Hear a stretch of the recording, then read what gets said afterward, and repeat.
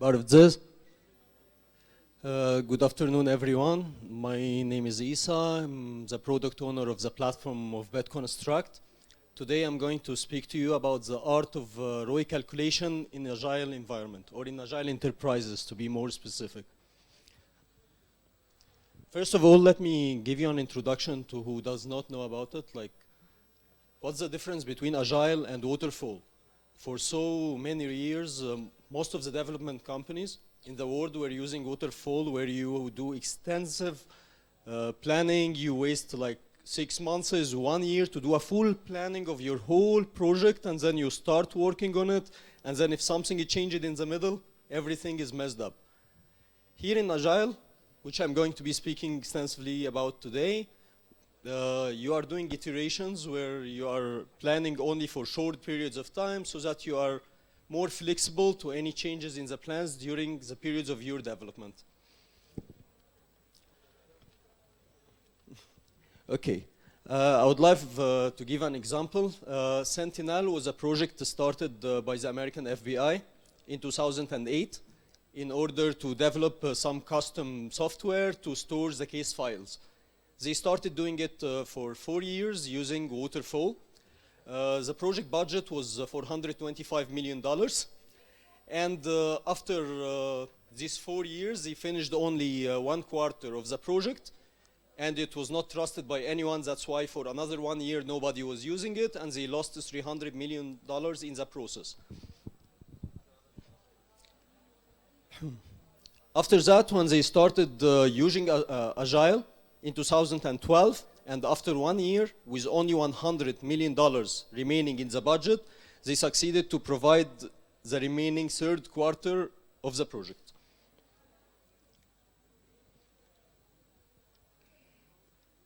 Okay.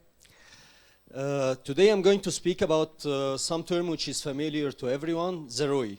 It may sound like this easy, like your gains minus your costs divided by costs multiplied by 100 to give you a percentage of your return of the investment. But actually in development or in real life, it is not that easy at all. Now I will mention some of the costs that any startup, any enterprise, any company will pass through whenever they are developing in a new project or working on an existing project. We do have something which is one-time cost, something called fixed cost, variable cost, hesitation cost, competition cost. Then we come to the terms that I'm going to speak more about today: technical debt, other expenses, and sprint cost. One-time costs are stuff like you are buying an office, you are buying furniture. This is something that you only pay it once, and then you need to keep it in your calculation so that when you start developing your project and you want to calculate your return of investment, you deduct it from your costs after it is already covered. Okay, then we are going to speak about the fixed costs, something that every company is going to pay every month or every week. Something like your rent, your electricity, your utility bills, your Wi-Fi, your maintenance, etc. These are the costs that I need you guys to be concentrating how it is, because it is going to be very relative to us when we are calculating the development cost at the end. Okay. Then the variable costs. For example, you are investing some money in your SEO, you are spending some money in your marketing campaigns, your team is traveling somewhere, any sort of investment which can come, and it is not like every time happening. Then the hesitation costs. When you are in software development, when you are developing any new functionality or any new code, there is some hesitation. Everyone is so comfort in his comfort zone. Nobody likes to go out of it. So your clients, if you are developing, for example, software for flying, you are developing a software for playing, whatever, your clients are used to some specific functionalities that they don't want it to change. Even if you develop something way more interesting or better, they are in their comfort zone. So there are some costs for some short period of time related to that they don't want to change, so you are losing these clients and you are investing some more money to return them back to your own software, to your own product, to your own project, whatever. And then the competition. There is some cost that you are seeing when you are doing your market analysis or your project analysis. there is a competition cost. Because for example, your competitor, okay.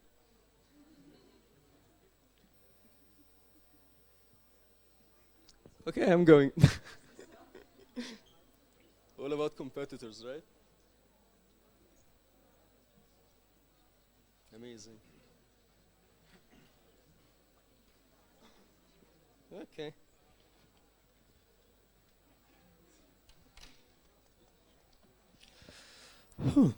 Okay, competition, competitors. So when they do have something that you do not have, that's a cost on you. When they do have something that you want to have, that's a cost on you. When you are paying some money in order to retain some clients that they do have, that's a cost on you. When they do have some percentage of the market, this is a revenue that you are supposed to earn. The least percentage is yours. Like, let's say your competitor does have 40% of the market, you do have 60% of the market. This 40%, if you want to calculate the worst case scenario, you need to calculate this 40% of the revenue as a competition cost. Then let's speak about something that is pretty familiar in Agile. This is called technical debt. Anyone here working in software development? Oh, wow. How many times you guys planned something and you started developing it and made your estimations and you started doing it, but you never delivered it? She's just said a lot. So let's say you did your estimations. If you are working, for example, via sprints, you did your estimations, you told this is 30 points. The 30 points are going to be developed within 2 sprints or within 1 sprint of 2 weeks. And then at the end, you have a lot of points which is missing, a lot of stuff that happened during the project. Some bug happened or something new happens that you needed to stop the sprint or you needed to change everything totally. This is called the technical debt. I believe that everyone who is working in software is familiar with that. So speaking about technical debt, that's again, if you are planning your project or you're planning your sprint, that's something that you need to calculate as a as a cost. Come on. Other expenses, like any sort of money that you are paying during the day your project needed that was not taken into your consideration, you need to give yourself the optimal, they say, is like 5% from the total cost to put it as a worst case scenario when you are calculating anything. Okay, sprint cost. You remember all these costs we spoke about, right? Okay, this, if we are speaking about an enterprise, these costs are divided among all the teams. Except the salaries, because the salaries is related to your own team. So how to calculate a sprint cost, basically? Basically, you do have the salaries of that team. You do have all the other costs that we were speaking about. And if the cost is a yearly cost, then you are dividing it by 365 to calculate 1 day cost and then multiplying by the 2 weeks. If it is a monthly cost, you are again dividing it to make it according to 2 weeks. And then dividing it by total number of employees of your company or your enterprise, and then dividing it by the number of your team members. Adding this value to the salaries of that exact team, yeah, it is complicated, right? So let's say it again. You have the cost, variable cost, fixed cost. Till you didn't gather it back, this is added and divided among the whole year, let's say, and divided among all the people in your enterprise and divided among all your team. So that you understand this team is costing the company this amount of money. Even if it is marketing, even if it is traveling, this is supposed to be divided among the whole employees of one enterprise. So that I have that exact team is costing me this amount of money. And then, after you gather all these costs of that team, you understand already, okay, this is the cost of my team, for example, in 1 day. I'm going to multiply it by 2 weeks. If your sprint is 2 weeks, I'm going to multiply it by 3 weeks. If its sprint is 3 weeks. And then this is the magic formula. You understand, okay, my team is costing me this amount of money in this sprint. And why is that important? No idea. Okay. Okay, in Agile in general, these are very important factors in order for you to do planning normally. The point of ROI is not what is your actual ROI that you got? Like your return of investment, you don't care about the return of investment which happened. You care about when you are planning a project, when you are planning a sprint, to understand what is the return of investment of every task you are doing, of every sprint you are planning. That's why the most important factors in any agile environment is first the agile team, which consists of the product owners, product managers, your developers, and then you add to that in agile you cannot take part of it and then ignore the rest. Like you cannot say, okay, I'm going to calculate the ROI and ignore, for example, a fact like planning or reviewing or retrospectives, where you are doing it after every sprint to understand what is good, what is bad in your practice. For every project there is something called the 6 months honeymoon. Imagine that this is not your project. Someone invested 6 months honeymoon. This is not your project. Someone invested money in your project. He wouldn't let you, like he is expecting results in the first 6 months. Definitely. Otherwise, he will rethink about the investment he has made. He will remove the investment totally. So you need to provide something within these 6 months. In some other areas where the development costs are lower, this honeymoon can extend to 2 years. But the average, it is 6 months. Then you do have the stakeholders. You need to take stakeholders into consideration because they can affect any sprint you are working on. They can affect your whole plan. You do planning for this one day and then you started working and in the middle something arises. So this is another part of that. Then the sprint review to understand, okay, I was expecting this ROI. I expected that ROI from that sprint. But then I didn't make that ROI, so what is the problem? That's the importance of the sprint review. And then the liquidity of the investment. Okay, after I delivered what I delivered after 6 months, which is the honeymoon or after any sprint, is there any more liquidity of investment? It depends on the ROI, which we are going to reach one way or another. Okay, in general, there is something called the gold thumb rule.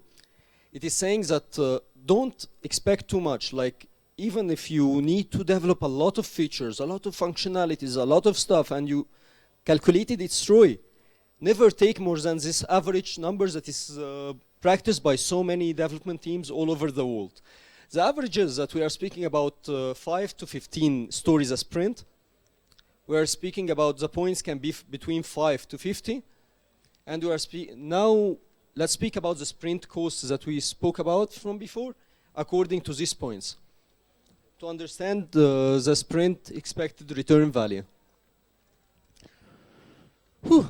Okay, so when we are entering into a sprint, we do have 2 factors that can happen to us. Whether it is an existing feature that we are going to develop which exists in the marketing, so that we can have some expected value of the ROI, because we understand, okay, if a feature stayed in one of our competitors or stayed in the market more than 3 months, then most probably it is profitable. Otherwise, it would have been removed. So you understand, okay, I have an expected value that after implementing this existing feature, I'm going to earn that amount of money. Versus development versus maintenance.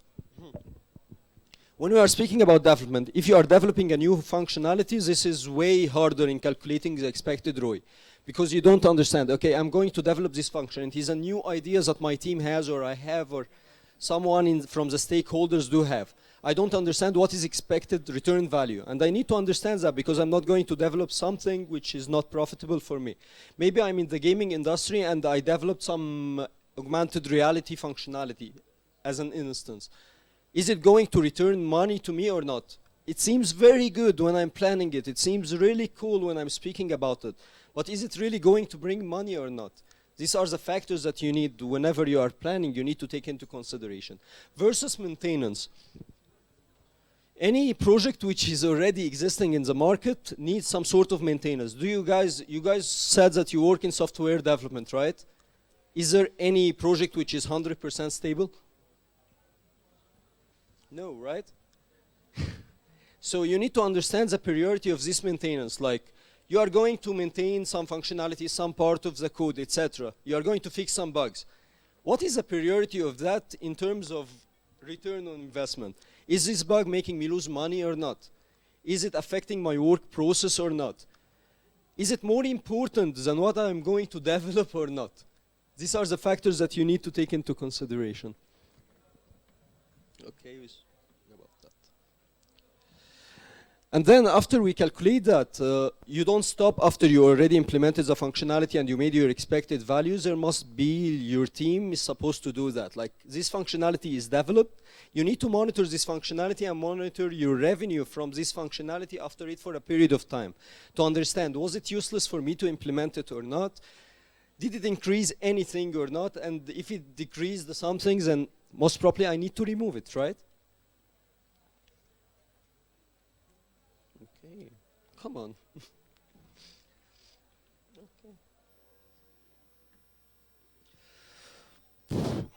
Okay, here in the graph, this graph can show you pretty clearly, like, actually this is also successful waterfall. It is not even a failure one, but as you can see over here, there were loads of changes that have been done during the implementation process, because these are iterations.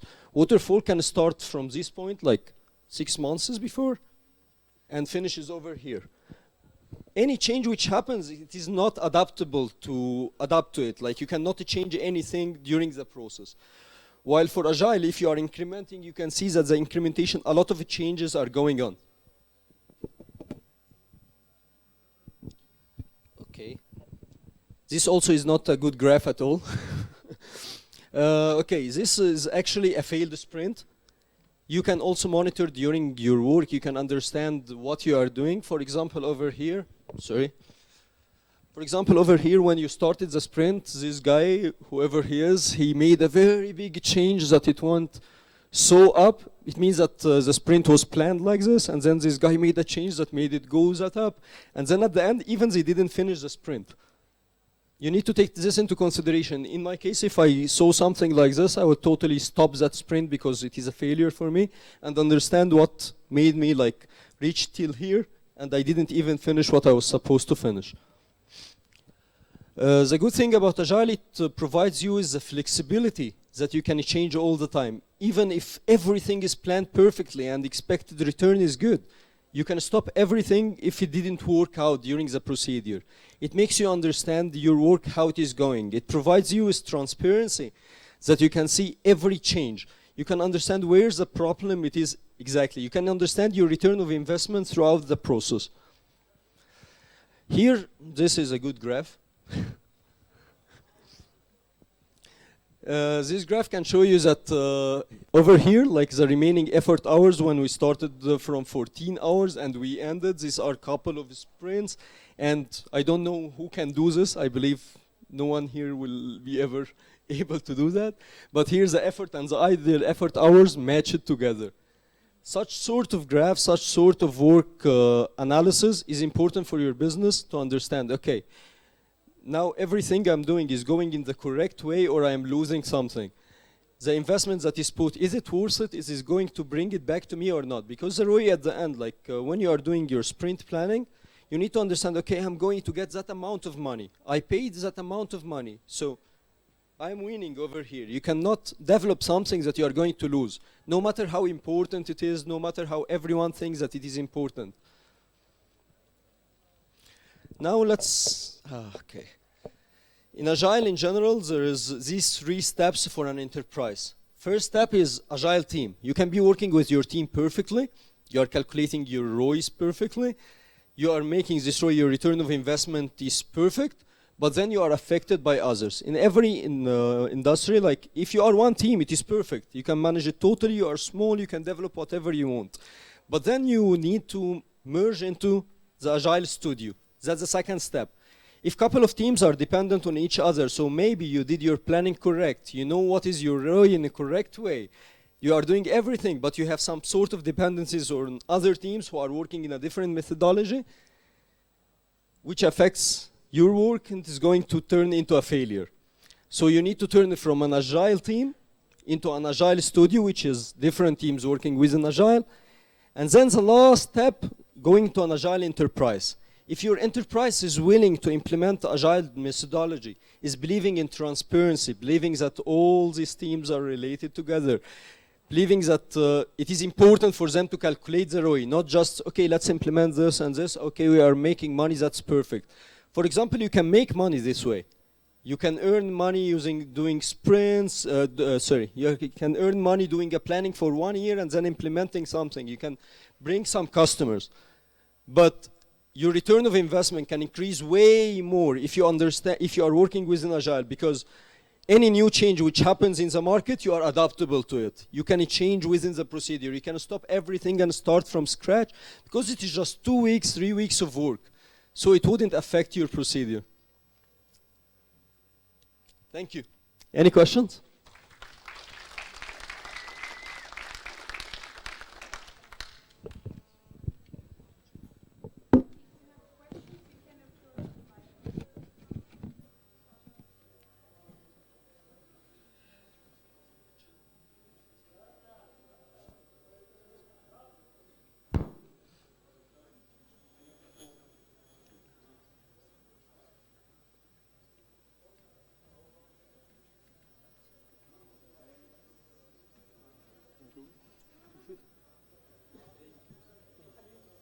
Okay, thank you guys.